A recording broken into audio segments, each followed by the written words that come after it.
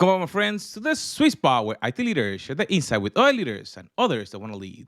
My name is Carlos Vargas, and as every week, I have my two co-hosts, Howard Holton and Paul Lewis. Hey there. Just before we start, Howard, did you get that document done? Just want to make sure that we're not holding you back away I've from others. maximized my screen. Unlike the pre-record, I'm not distracted any longer. You have 100% of my attention, in as much as you can ever have 100%. Right. All my available attention. We'll have the 63% we would normally receive on any other day. I have been trying to get that document done, and it is short. It's 4 paragraphs. I'm trying to get it done for 2 weeks. And you've chosen not to use ChatGPT? Is that an accurate statement. I am certain ChatGPT could write it better and faster than I could. So, tasty? Anything interesting this past week? Yeah, Denver Comic-Con. I mean, it's not technically called Comic-Con because San Diego Comic-Con holds the trademark for that, or the trade name, or whatever it is. But yeah, Denver Comic-Con. Did you successfully train people on better D&D usage? I did. Play? I did. They gave us a room that seated 98 people in one room, 89 people in the other. They were across the hall from each other. We got 125 in the room, and Nice. they turned away more than 50 people in line. They just stopped counting. So on the little card, they wrote 50 plus. They stopped counting at that point. My feedback before was make sure we get a room. We were turning people away when we had a double room, so make sure the room's large. And they gave us a single room. So I don't know what they were thinking, but so they did not learn their lesson from previous years. That's what you're saying. They did not. Right. And I do not. That's the one thing I do not like. Right? Is like, I know we're going to make people mad because we made them mad last year. Can we make them less mad this year? Is that at all like a reasonable request? And no, we made them more mad. We made them very, very, very mad. They didn't have, like, conferences have nowadays have like pre-register, not so that you exclusive use of it, but at least so they can do the accurate counts. No. They have no pre-registration. They screwed up my description, so description wasn't entered in correctly, which I think is weird. What did they end up putting for your session? They didn't put our name in it, and they put D plus D, so you couldn't find that if you search for D and D or Dungeons and Dragons, right? Right. And we now have fans, right? We've been doing this a long time. We've I don't know, 10 conventions or something. We now have fans. And so they're like, I searched for Dragon Fun and I couldn't find you guys anywhere. I'm like, I get it. They dropped that piece. I don't know why they dropped that piece, but we didn't find any D&D content. I understand they put D plus D. I don't know wwhy. It doesn't make any sense, but that's what they did. It didn't seem to affect your audience participation, though. So no, they found it. No, and the audience participation, I wish tech conferences had the participation that fan conferences do. Right. The second I got 3 slides in, and it's like, think of it like I'm delivering a manual, so it's got a bunch of slides, but I don't need to do the slides. I don't really care because I make all of the slides available on my blog, right? Right. And so I'm like, I get 3 slides in and I go, hey, you guys can ask questions at any time. I don't really care about the slides. And then it was just wall to wall. And half of each of the sessions, of 3 of the 4 sessions, was ChatGPT. And then the 4th session was live play. I did all of it in ChatGPT. Nice. Right? I generated the encounter. I read everything. It was great. So before that session, we had a little, like, people were waiting in line an hour. Wow. Yeah. Like, literally, we finished a session at 11:30, so it ended at 12:30. People were already in line for our 1:30 session. Wow. Yeah. Wow. So I felt bad. Right? Like, I wouldn't wait an hour to see me. There's no way I'd wait an hour to see me. I don't. It'd be a very small list of people I wait an hour for. Really small list, and I'm not on it. And so I did crowd work, right? I went down early, and I figured out how to play D&D in standing up in a crowd really simply, right? And I generated all of it with ChatGPT. So I generated an encounter completely, read through it, let everybody run it, and then moved on to a different group and did the same thing, and moved on to a different group and did the same thing. And each time I regenerated the encounter, so it was completely different for each of the 3 people and for me, all using generative AI. isn't the risk in those situations? Not that this is a Gen AI pod, but we will hashtag it. Yeah. But every prompt you use is narrowing the search results so that it starts to learn your prompts and therefore, I don't know, is changing what the potential output looked like. Not. No. I mean, within because I'm using the web interface and it only remembers within the context within the specific Within conversation. the session, yeah. Then yes, but that was okay within that session because there's a limited number of times I would use that session. Right. Okay. And then I just delete the session when I'm done, so Got it. there's no long-term learning. But there's also nothing in there that I care to be. Like I'm not asking it to search and return. I'm asking it to generate some text based on a number of parameters. So it doesn't really matter to me if it starts to narrow it, and I don't know how many times I'd have to do it before it started to become overly repetitive. There were some language elements that it liked to repeat, right? But those language elements didn't actually matter at all for the activity that I was doing. Like I think it said intrepid adventurers in each one. Your group of intrepid adventurers crest a hill. Your group of intrepid adventurers reach the edge of the desert. Your group of intrepid adventurers. I found that to be kind of interesting. Like as smart as it is, it's not smart enough to understand that a lack of the thesaurus makes you seem dumb. Right. But I was the only one that noticed because I went from group to group. So each group heard it one time. I heard it 3 times. Yeah. Kind of Unless the algorithm believes that is the most interesting word. Right. The most interesting synonym is intrepid. Right. The algorithm is a bro, and intrepid adventurers is its version of what's up. You had a good opening for the next pod, Carlos. Remember this for next time. Should tech conferences be equivalent to fanboy conferences, and why aren't they? That would be a good conversation. I swear these are the best presentations I did. Why are there no tech fanboys? Let's put it that way. I'm a tech fan. There are a few of us. I'm definitely a tech fanboy. You know, well, you were saying that you. Why is Howard not waiting 2 hours for the next release of whatever software he buys next? That'd be hilarious. Do you remember when people did that for Windows 95? Stood in line overnight? Right. Yeah. I'm not kidding. That actually happened. Just to be clear, but nobody does that anymore. Nobody, I've stood in line for the first iPhone. I stood in line for the second iPhone. I stood in line for the third iPhone. I stood in line for the Nintendo Wii, the Nintendo DS, the PlayStation 3, the PSP, I think. Video game. When you say you stand in line, was that like the night before? Yeah. And you tented, or you just stayed awake the entire time? No, I just stayed awake. Yeah. So it's actually really weird. The Nintendo Wii was Christmas, like, I don't know, 2011 or something. But it was a Christmas, and this was the last, like, this was the birth of kind of the stock tracker kind of stuff that we had. And no, I didn't stand in line for the PS3. They had PS3s, but nobody wanted them. And the Wii was the big hot ticket item for everybody to get. And so my buddy calls. He's like, "Hey, Target has some Wiis. Let's go. Let's go. We're gonna camp." So the idea wasn't mine. I wouldn't do this by myself. But we all go get in line, and I'm the only person without the Nintendo DS. I brought my PlayStation Vita. So everybody, we get our chairs set up, and we're like, there's a tent. There's 2 chairs, and I think 2 chairs and us right there. Like, we thought we were like 7 and 8 or 6 and 7, something along those lines, right? We were in the first, I guess there was a tent, 2 chairs, and then our 2 chairs. Everybody else that showed up before us and everybody that showed up after us all had Nintendo DSs. So everybody else got to play Mario something together. I think it was Mario Kart. While I was sitting over there on the PSP going, well, this fucking sucks. The graphics are better, the games are arguably better, but I can't play with this group of people that are doing this. And then it started to snow in Orange County. First time I'd ever seen that.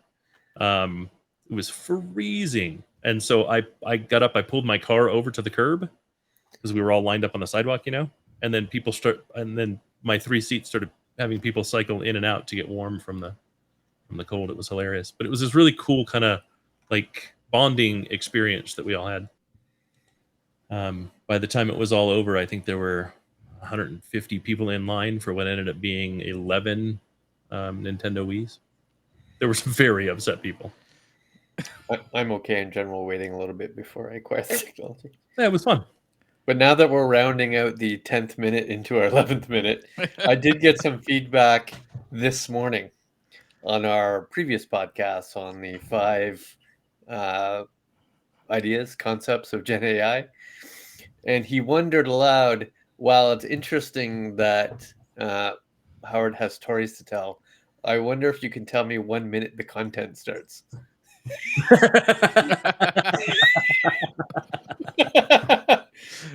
And so for that one listener, Don, it's probably start around the 11:30 mark if you're. So that's an actual interesting thing, because with technology we could probably figure that thing out. So I will add something. Content start at minute. But I think that I was thinking when you were talking, Howard, that you interact with people in the line, and Paul interact with people As little as as a we can. feedback.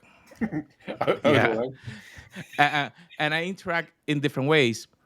We all receive some kind of feedback or try to connect with us in different ways. So I was thinking, what should be the correct way to interact between tech leaders when they make a new connection? Like it could be through LinkedIn, it could be through some other electronic medium. And it was interesting because you had an interesting chat this past week with someone that had like a 15-page or 15-step on how to connect. What should be the correct way? And like, will you interact with someone that like a cold email or a cold connection? So it's a great question because this comes up all the time, right? Yeah, I just had an interaction that blew up with someone who posted, "Hey, here's my 15 contact list, 15 steps of contacts for a prospect." Wow. 15. Right? So my reply was something along the lines of, "How do I unsubscribe after 1?" Right? Like, dude, fuck you and your 15. There's just no way. All you're going to do is have me add you to my ban list. Right. Right? And okay, 15 in 9 months? Okay, fine, I don't really care. I seem to think his list was 15 in a week or 15 in 9 days. Right? Like, no. I'm just going to ban you, and I'm literally going to put you on my ban list of companies I will no longer accept solicitation from, because that's horrible. That's horribly disrespectful. I don't want to be bombarded by your crap.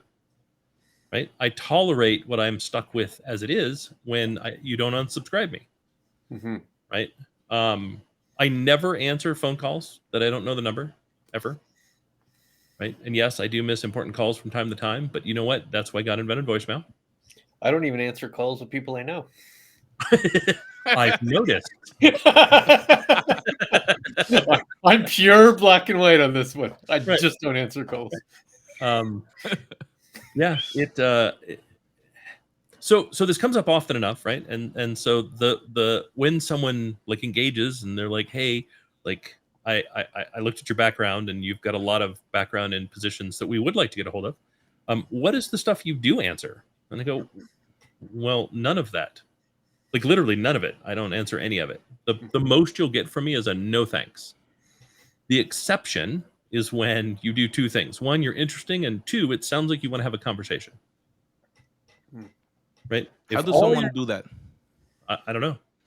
I don't know that there's a way to put it in a bottle. You know what I mean? Can you make it personal? Can you make it interesting? I'm down for interesting. I'll secondarily I'll take personal. Right? Like you actually saw something that makes this feel not like a form. Oh, do you know what the number 1 way to get banned is? Keep referring to me by a name that's not mine. Or blank. Yes, or where it still has the Name. bracket first name. Right. Yeah. Insert important person here.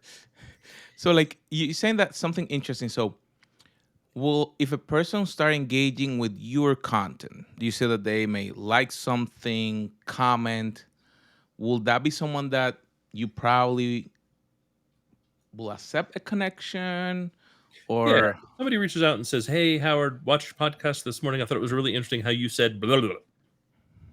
Oh, sweet. Thanks. That's really nice of you to say. Yeah, 100%. Anybody who engages with any of my social, I will absolutely respond to them. At the very least, I will like the comment. And if that person reaches out to me, in email form or some other, I will likely answer them. Just because I've now, at the very least, recognized their name. And the faster they do it, the more likelihood I'll respond to them. There are two ways to always get me to respond. So, number one, if I perceive this person to be a peer, right? So, if they're a CIO or CTO or CISO or Absolutely. somebody of that level, right? It doesn't have to be a CX, but somebody that I would consider an executive in technology. I will likely respond to them because they're probably looking for strategic advice or just building out their network. They might be local or they might be global. That's easy. The second one is if it's it's a warm handoff. So somebody I know Yep. is warm handing off somebody to me, right? Howard sends a note saying, "I've known Chris for 18 years. I'd love you guys to have a chat." Awesome. I guarantee I can have that conversation. I guarantee we will talk within the next 48 hours. Yep. These are easy math, right? Both of those things are true for me as well. Yeah. 100%. And I agree with Howard that the vast majority of things I get, I just simply don't respond to, right? I just delete. Yep. And it would be a very, very rare circumstance if I'm not in the mood to acquire the product or service they're offering that I'd actually attempt to respond to them in any way. Yep. Very rare. No, that's the difference between Paul and I. Yep. Paul Okay, won't let's see. respond to them. I will respond to them if I'm not in the market and they piss me off. I see. Because I want to tell you that you've now been permabanned. Right? The ones that really bother me, like there's two kind of standard responses that really bother me.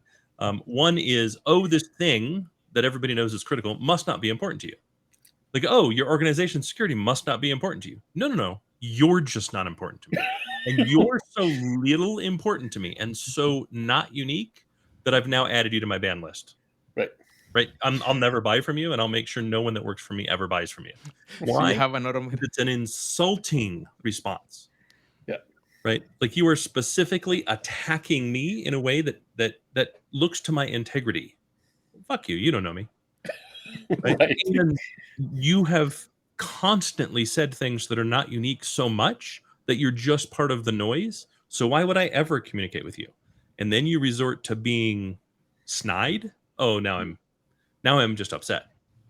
Right. The other one is there someone else in the organization I should talk to? No, you shouldn't talk to any of us. There's no one in my organization that you should talk to. Trust me, you've hit the gate. Right. There's no other. Right. I promise, if there was someone else I think you should talk to, I know who they are. I would have forwarded your email. I have done it before. Right. But I'm not doing it because you have said nothing interesting or unique. Right. I got one this morning. What would you say if I said I can make you a unicorn in 90 days? Well, what I would say is you'd be the most valuable resource for any VC. Right. You would not have time to talk to me. Therefore, you're full of shit. Please move on. You got that one too? Everybody gets that one.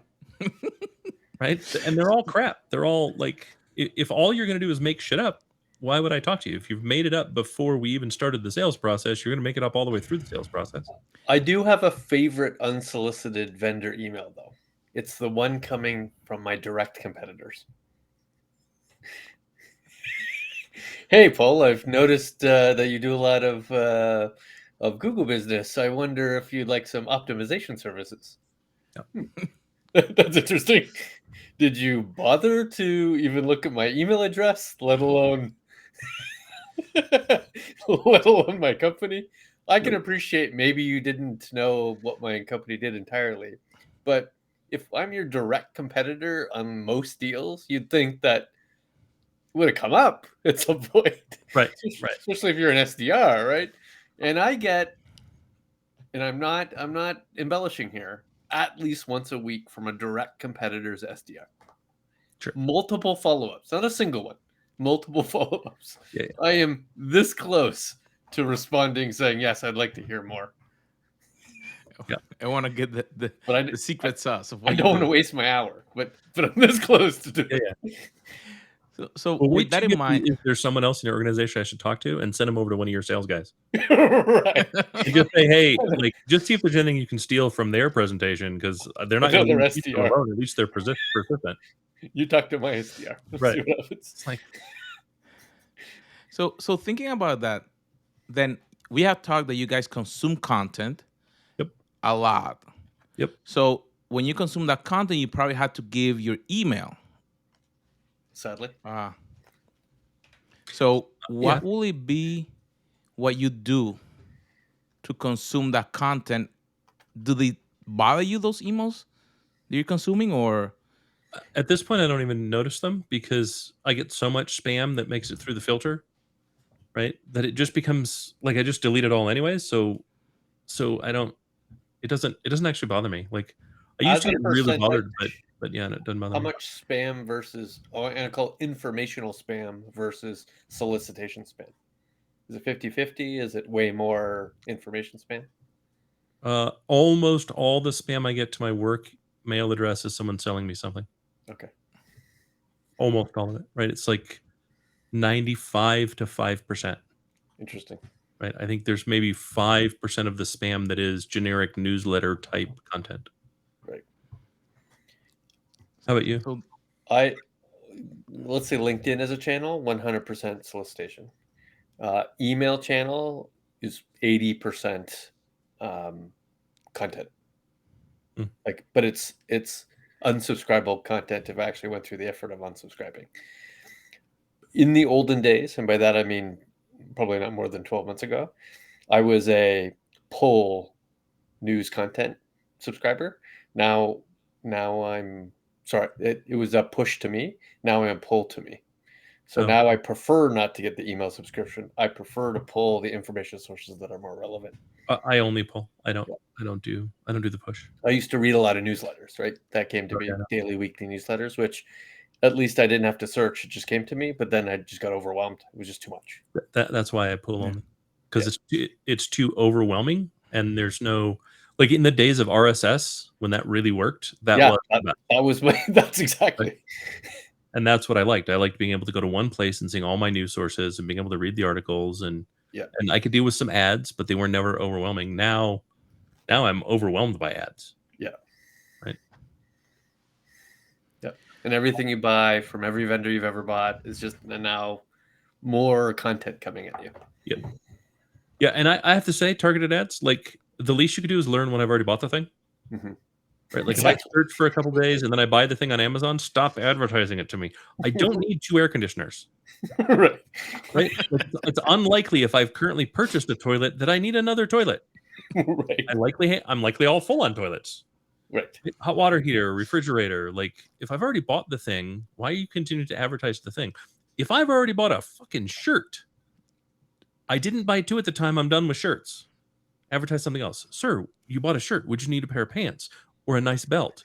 I'm down with that. I can at least accept that. Sure. Stop advertising more shirts when I just bought a shirt. I've already bought the shirt. My shirt buying is done.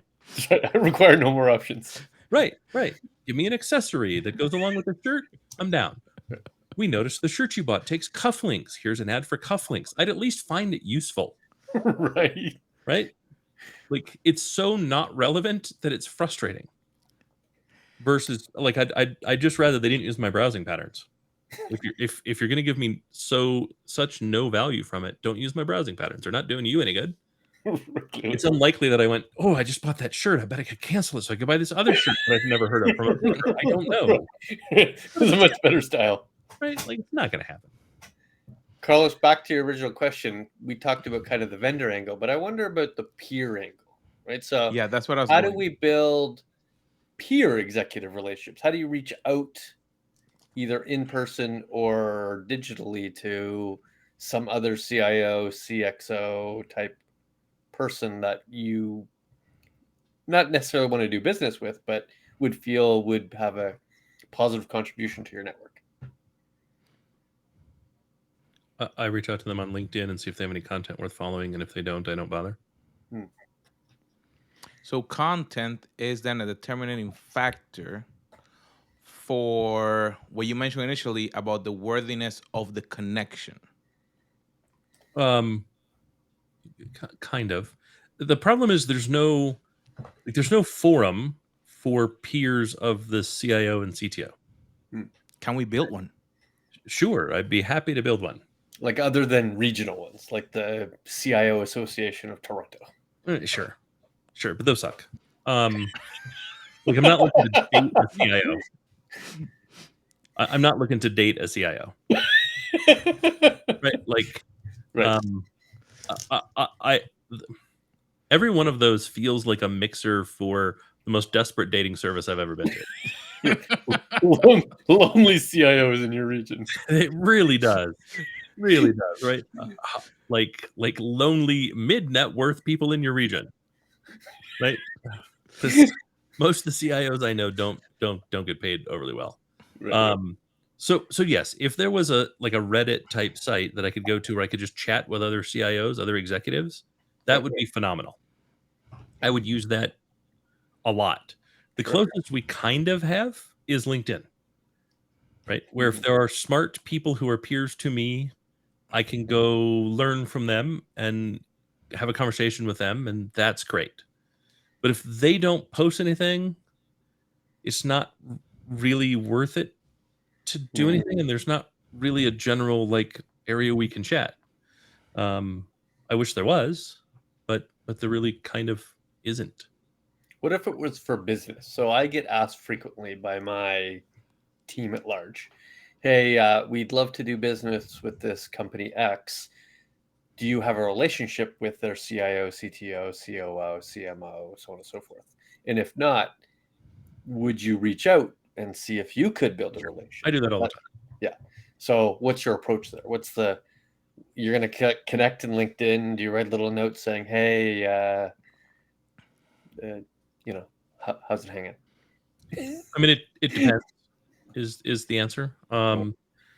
So there are some organizations where I'm like, I don't know anybody. I don't want to know anybody.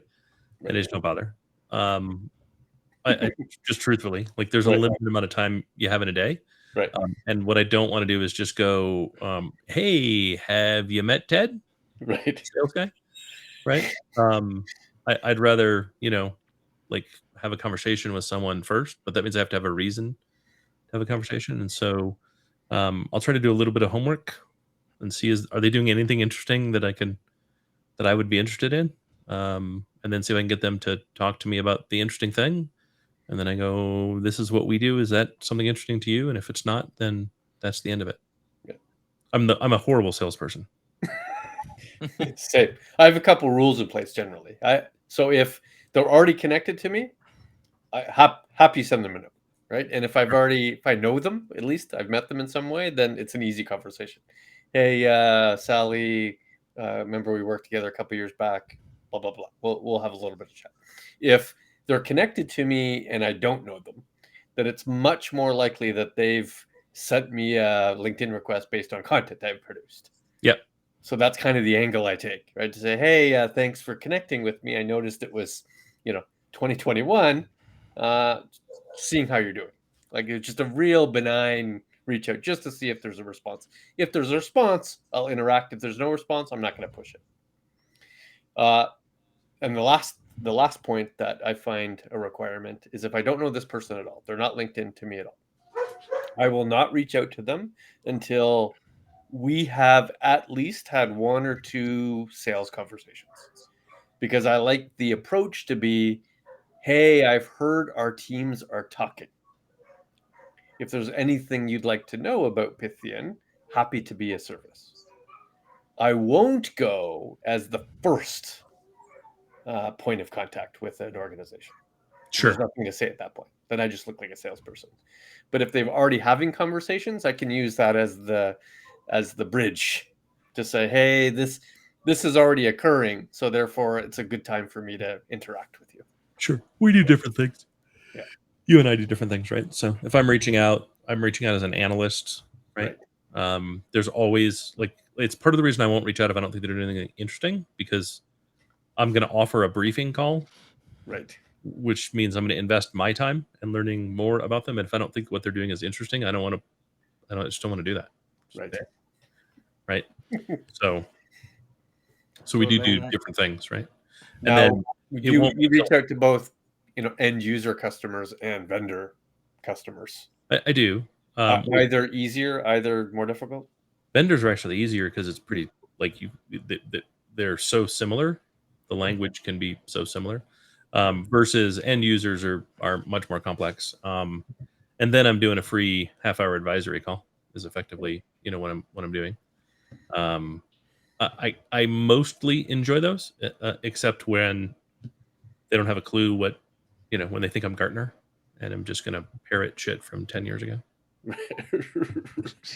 Give them old information. Well, I mean that's what I always got from And Gartner, outdated visuals. Yeah. right? Like, here's your operating model. It's based on ITSM 1.0. Yeah. Well, that's not at all useful. What does a cloud operating model look like? Same thing, but we draw clouds around the heads. This is a side note, but interesting enough for me to mention. Recently, and I would say the last quarter, I've been getting some declines of attending both virtual and physical analyst content because I'm the chief technologist of a services organization. Yeah. That they've perceived me and my team to be not valuable enough to receive the content because my company sells stuff. Interesting. Which is incredibly insulting. So insulting that I almost always now respond with a pretty lengthy, "What are you talking about?" email. so I thought that was just me. So you're getting the declines too. Yeah. As the CTO, submitting as the CTO for the organization. Sorry, sir. Your invitation has been declined. I'm like, declined. I buy this much IT. I control this much budget. I'm on the website doing this. Yes, we also sell services, but that's beside the point. Is So I have this new? Is this because it hasn't happened before, except for the last, 3 to 4 months. Well, what's funny is their competitor sales team is showing up to the webinar, to the event, Right. right? Like you haven't figured out a good way to decline them, Right. right? And then at the same time, those same companies are complaining that our attendance is so low, right? But you think they'd want to fill the seats. Yeah, I mean, fill the seat, buddy. Fill the seat, buddy. But I buy IT. That's the kind of the point here, Yeah. is that vendors also have IT. I'm not sure why you think they don't. Like it's not a bunch of salespeople. It's an operating company that has expenses and requires clearly infrastructure and productivity tools and everything else you would require to operate a company. But remember, these are the same people that said IT infrastructure and IT operations not remotely the same, have nothing in common, must be sold to, talked to, and marketed differently. I see. So I think that before we finish, I've been seeing a lot of new apps targeted specifically to connect on LinkedIn. Mm. And supposedly they get you the contact, but also email and phone number. What do you think about those and when people use it for their networking? Because they're trying to market to sales to get reach. Sure. So Any call lists. good. Yeah. I think in this day and age, if you actually control any budget whatsoever and you're answering unsolicited sales calls, you're a lunatic. Stop doing it. There is no benefit that will come from it. Right. I promise someone in your network will have an answer to the thing you're looking for. Try asking them. Yeah. And when you are actually in the market to buy something, all of these people will answer your call. No matter how much you ignore them, they will answer your first call. Correct. There's no downside to ignoring them. That's No. the reality of the situation. None whatsoever. Right. I You mean, will never be on their blacklist. Yep. They don't have one of those. Yep. And look, if you're like, you know what, I just don't have a clue what to buy, just post that to LinkedIn. Right. See what happens. I promise you get 27 calls about it in an hour. Wait, that would be funny. Like, is anybody out there selling this service? I think that's a good test. I think that might be a worthwhile experiment. No, I'm not even kidding. It's a far more efficient way to do it, right? I promise, if we were all transparent about what we were buying, the cold calls could just go away. Right? Like, hey, I'm doing an RFP for this technology. If you'd like to join it, here's how you join it. Throw the instructions on LinkedIn. What do you care if you get 70 responses? Use an automated platform. Exactly. Tons of them. Well, that's a good one. So I think that the idea is connect with the network, don't spam, don't just email. What was the word that you used, Howard? Don't belittle you? What's what you said that they... Oh, yes. Oh, yes. Oh, my God. Yeah. Don't be insulting. Right? Take your FUD and throw it in the trash. Right? The one thing that could be way more improved, I think we mentioned this maybe even a year back, is the in-conference networking experience. Oh, God, yes. It would be way better. Like, sure, some of the apps have like some sort of social, right? You can opt in, hey, you want to contact me. Vast majority of people don't use that for the most part. But if there was a simple integration between the attendees and LinkedIn, my LinkedIn profile, and show me who's already my first connections, that would be awesome. I would pay big dollars for a function that did that. Yep. I'd love to see who I'm already connected with that's going to be at the conference. Yeah, 100%. With that. The other one that I'd like is if you let me pre-register for all the content, connect me with other people that pre-registered for the same content, and like assign us a seat at the same table at lunch. Yeah. You know what I mean? Like put us together. Give us assigned seating. Right? Like set up a group 1, group 2, group 3, group 4 for every conference and every room. And if I'm in that room, just let me know. Hey, you're sitting in group 1. Yeah. Hey, Throw you're up in a general pre-conference Slack channel with the people who subscribe to the same content. Oh, I don't want to do that. No, I don't want to do that. No? Okay. Oh, God, no. Maybe that's... I don't want the notifications. You know what I mean? All right. You don't want notifications. Well, there's already so many channels that people get a hold of you. Like, I don't need another one. Fair enough. But there are some ways to really kind of improve that. And at that point, I don't actually care if you seat me next to someone that's selling something related to the talk. I don't actually care. I can still have a great conversation with them. Yeah. I'm going to let them know, look, I'm either buying or not buying that thing now. So contact me or don't. It's far more effective than 15 attempts. Right. That are just going to aggravate me. Right. Email, phone, LinkedIn message, phone Skywriting, call again, SMS. Right. I still get call your family, threaten your mother, pretend to be the IRS. Right? I don't know what the 15 are, but there's no way they're not obnoxious. I'm still shocked in this day and age I get a phone call solicitation. It's weird to me. Blows my mind. How all the digital channels that exist, somebody still physically picks up the call. Yeah, blows my mind. Yeah. Well, my friends, there you have it. Make sure that you learn how to connect so you don't get your call drop or you can get on Howard's ban list. So, my friend, we'll see you on our next episode.